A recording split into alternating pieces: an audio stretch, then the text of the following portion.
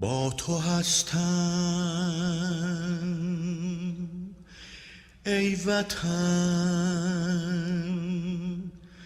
با تو هستم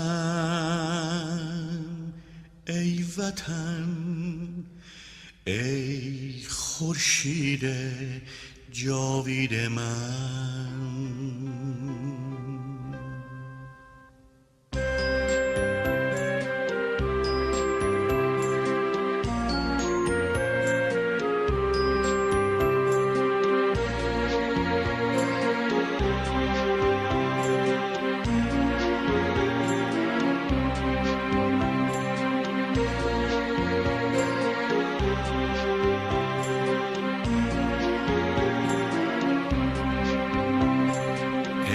صدای گرم آبشاران، ای شب مهتاب کوهستان، تو چون بهاری، بهار بی پاییز، ز عطر خاک تو گشتم لبریز. به سینه من کلام جاویدی، به چشم من تو چو نور خورشیدی. آه ای وطن، نام تو همیشه بر لبم، با مهر تو ستاره درخشد بر شبم. به دشت تشنه شکوه بارانی، سرود پاکی شعر بهارانی. غروب ما را پیام خورشیدی، طلوع بودن طلوع امیدی.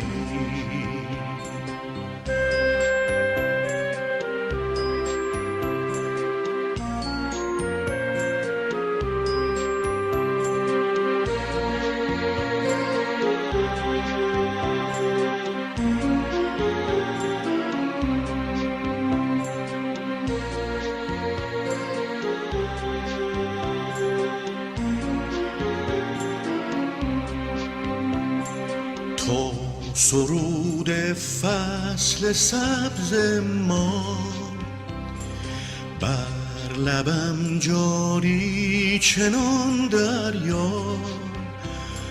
تو چون بهاری، بهار بی پاییز، ز عطر خاک تو گشتم لبریز. به سینه من کلام جاویدی،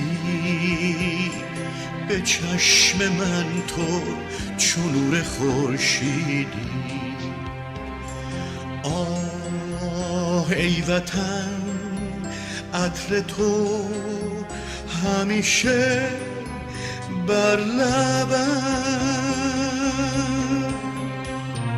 با مهر تو ستاره درخشد بر شبم. به دشت تشنه شکوه بارانی، سرود پاکی شعر بهارانی. غروب ما را پیام خورشیدی، طلوع بودن طلوع